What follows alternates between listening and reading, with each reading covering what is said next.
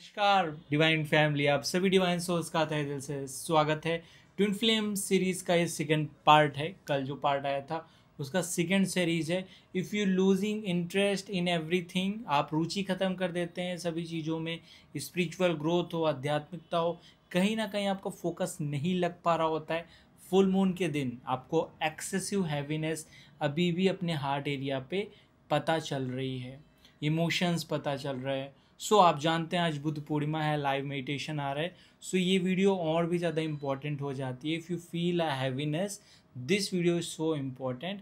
अगर आपको कौन सा करियर में जाना चाहिए, कैसे ग्रोथ होगी, इन सब सवालों का आप आंसर जानना चाहते हैं तो इन 5 पार्ट्स को मैंने बताया था कल फर्स्ट पार्ट में।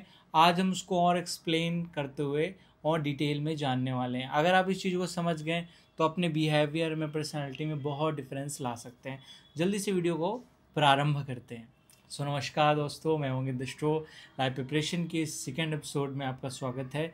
हमने जो लाइव मेडिटेशन रखा है 9:30 बजे, आप लाइव अटेंड करिए, ज्वाइन करिए जूम या लाइव प्रिपरेशन ऐप पे, टेलीग्राम पे। और लाइव प्रिपरेशन ऐप के अंतर्गत भी आपको ये सारी सुविधाएं मिल जाएंगी जल्द ही। अब वहाँ पे कैसे ज्वाइन करता है, इसके लिए नीचे ऐप का लिंक दिया होगा और वहाँ से गूगल प्ले स्टोर से डाउनलोड कर सकते हैं, एप्पल प्ले स्टोर से डाउनलोड हो सकते हैं। सारी जर्नी में, इस सब स्पिरिचुअल ग्रोथ में, if you losing interest in everything, सभी चीज़ों में आप इंटरेस्ट खो रहे हैं। आप अपने पार्टनर से जहाँ बात करते, जिन चीज़ों में आपको पहले आनंद आ रहा था अभी नहीं आ रहा, अब उतना बैलेंस नहीं हो रहा है। ये सारी चीज़ें मैंने पहले ऑलरेडी फर्स्ट पार्ट में एक्सप्लेन की है, अब मैं वो दोबारा नहीं बताऊँगा। आप सिर्फ बताऊँगा उसका रीज़न, उसके इम्प्रूव करने के तरीके, जो कि आज के मेडिटेशन में डिटेल से बताया जाएगा। पहले क्षिप्त पार्ट की बात कर लेते हैं। मन, बुद्धि, चित्त, अहंकार, ये 4 पार्ट होते हैं। आपकी पर्सनालिटी इन्हीं 4 चीज़ों से मिलके बनी होती है और कहीं ना कहीं इसका मूल कारण भी वही है। और कहीं ना कहीं जब आपके लाइफ में लव आता है तो आप ईगोलेसनेस में स्टेज में आते हैं, आपको मिररिंग होती है, आपके अंदर की वीकनेस आपको दिखाई जाती है, आप में मन में जो विकार दबे हुए होते हैं वो बाहर आते हैं, आपके संकल्प आप करते हैं कि मैं इम्प्रूव करूँगा, आपके चित्त में भी सुधार होता है, आपकी बुद्धि इन सभी चीज़ों को साथ में लेके चल पाती है। लेकिन चित्त को जानना ज़रूरी है। चित्त के टोटल मैंने 5 पार्ट्स बताए थे, इसमें एक एक करके सभी पार्ट्स को डिटेल से समझ लीजिए।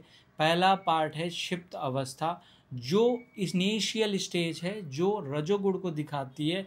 अर्थात आप चीज़ों को एंजॉय कर पाएंगे, भोग कर पाएंगे। अगर आपको कोई चीज़ अच्छी लग रही है, आप उसको अच्छे से एंजॉय कर पा रहे हैं, यहाँ पे आपके अंदर सतोगुण नहीं होगा, यहाँ पे आपके अंदर तमोगुण भी नहीं होगा।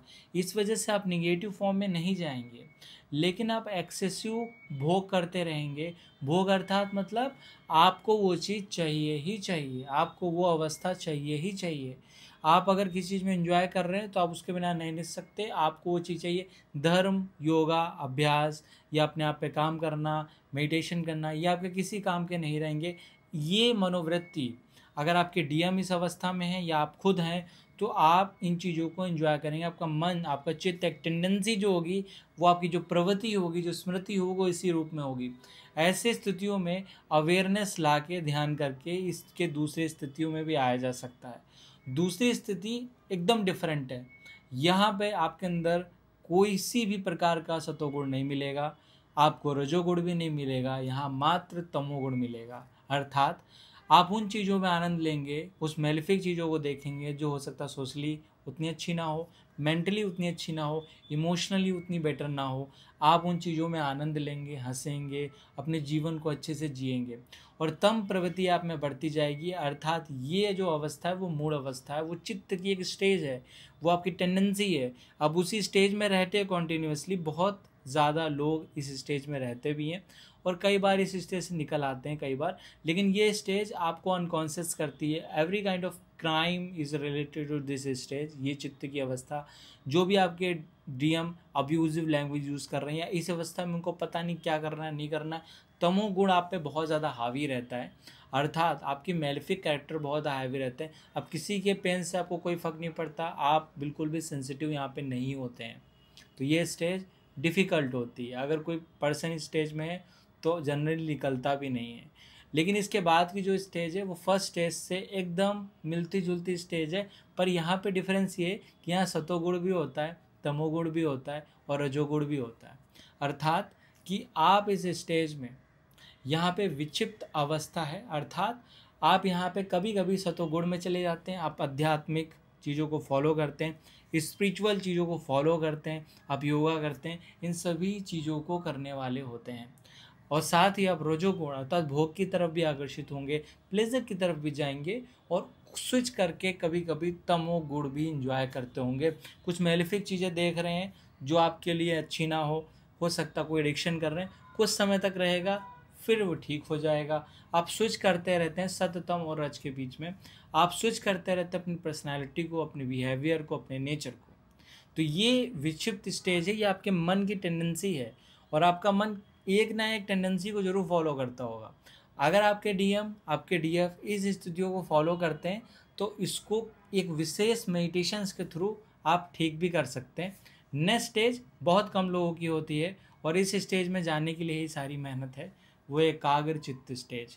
एकाग्र चित्त स्टेज का मतलब ये है कि जो आपका मन है, आपका जो चित्त है, आपका जो ओवरऑल टेंडेंसी बिहेवियर है, वो आपकी स्मृतियाँ इस तरह से हैं कि आपको ऐसी मेलेफिक चीज़ों में मज़ा आएगा ही नहीं, भोग में आपको मज़ा आएगा ही नहीं। यहाँ पे मात्र सतोगुण रहता है और बाकी दोनों गुण दबे हुए रहते हैं। ऐसा नहीं होते नहीं है, पर दबे हुए रहते हैं। सतोगुण प्रधानता में रहता है, इम्पोर्टेंस में रहता है। अर्थात आप योगा हो गया, ध्यान हो गया, मेडिटेशंस हो गया, ईश्वर को प्राप्त करने के जो साधन हो गए, भगवान का जाप हो गया, ये सब आपको बहुत पसंद आएगा। इसी टेंडेंसीज में व्यक्ति का स्पिरिचुअल ग्रोथ भी होता है और इस स्थिति में आप कॉन्टीन्यूअसली जागृत रहते हैं। विचित्र अवस्था, बीच बीच में जागृत होंगे, फिर सो जाएंगे, फिर जागृत होंगे, फिर सो जाएंगे, ऐसी अक्सर लोगों की स्थिति होती है। ऐसी स्थिति बहुत कम स्टेज में जिसमें कॉन्टीन्यूअसली आप जागृत ही रहते हैं। ये स्टेज एकाग्र स्टेज चित्त की है, ये टेंडेंसी मन की हो जाती है, उसी स्टेज में रहता है मन। लास्ट स्टेज में अगर आपके डीएम या आप खुद इस स्टेज में पहुंच जाते हैं तो आप इस जर्नी को कंप्लीट करने की ओर है। आपका पार्टनर मिल रहा है, नहीं मिल रहा है, किसी भी स्थिति में हो, आप निरुद्ध स्टेज में पहुंच जाते हैं। ये स्टेज स्पेशल है। इस स्टेज में आप सतोगुण भी नहीं रखते हैं, वो उससे भी मुक्त हो जाते हैं, ना अच्छी ना बुरी। आपके अंदर एक साक्षी भाव उत्पन्न हो जाता है या आपके अंदर एक असीम भक्ति उत्पन्न हो जाती है जो परमात्मा दे रहा है। इसी स्टेज में सरेंडर होता है, उससे पहले कभी भी आप सरेंडर नहीं कर सकते। अगर आप ये सोच रहे हैं कि मैंने बोल दे भगवान को सरेंडर हो गया, ऐसा नहीं है। अगर आप जो कुछ भी मुझे मिला है वो सब में मैं एग्री हूँ, अगर ये बोल रहे हैं तो ये सरेंडर होता है। इसी स्टेज में आपका यूनियन होना संभव है। ये थोड़ा कठिन है, बट अगर इसके आसपास भी कोई स्टेज क्रिएट हो रही है, इसके आसपास भी आप आ रहे हैं, तो डेफिनेटली आपके अंदर ग्रोथ होगी।